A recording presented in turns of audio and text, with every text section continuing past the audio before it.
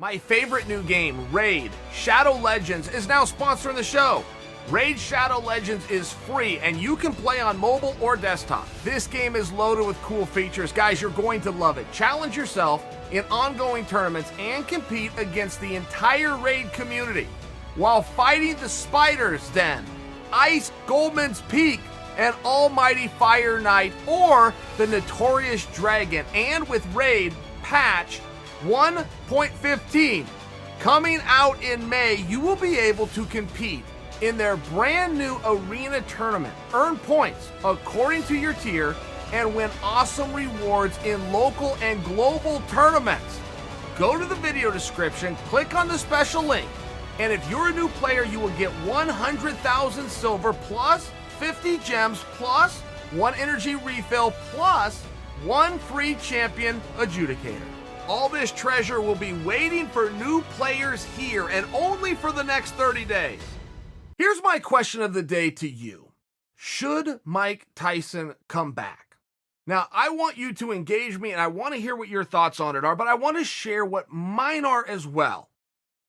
I'm coming at to you from more of a promoter standpoint, a business aspect. Will this venture work? Are you willing to get a checkbook out, go through everything that you got to go through with a licensing procedure, which in all 50 states within America has added levels to it as soon as you turn 40? Mike is 53. So is the squeeze worth the juice if you're a promoter to bring Mike in? I will tell you, if I was promoting that, the answer would be yes. And there would be a very big caveat, which is I'm going to bring him into a 3 or 4 round fight, period, the end.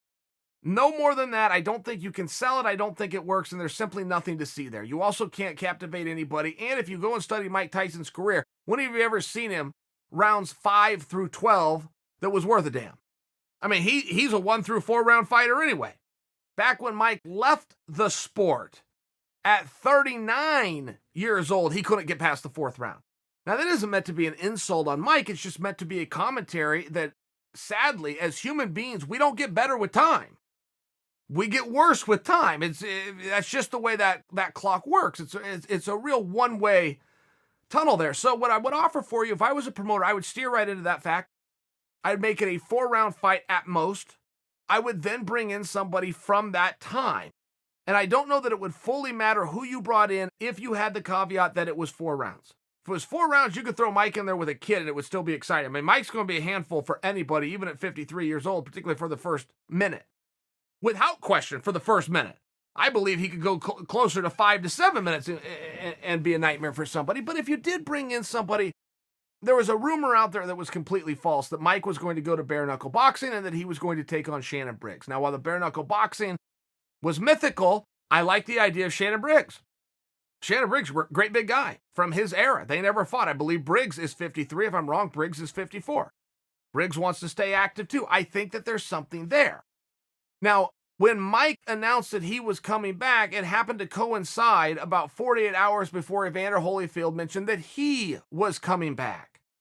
Is there something there between those guys? Yes. Is there something big there between those guys with the public makeup that they have gone through, and they were doing some barbecue sauce venture together that was another road to nowhere? But I'm just saying there's been some very public stuff, and it seems as though it's best to leave well enough alone on that.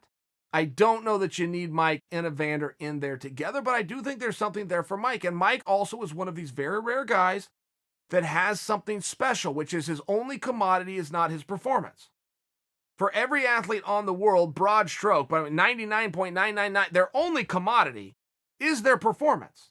Every now and then, you're going to run into a Conor McGregor who will offer you yet another level of entertainment that is monetizable, which is his speaking. Mike Tyson largely does that, and he puts out some really great and inspiring training videos. So there's just something there when you have Mike. When I was growing up and watching Mike, I can remember the promoters used to ask a question whenever they would do a countdown video or a highlight reel of Mike Tyson. When they're getting ready to sell you a pay-per-view for $49.99, they would always finish the promo by asking a question. This was 20 years ago, and I still remember it because it was such an effective piece of marketing.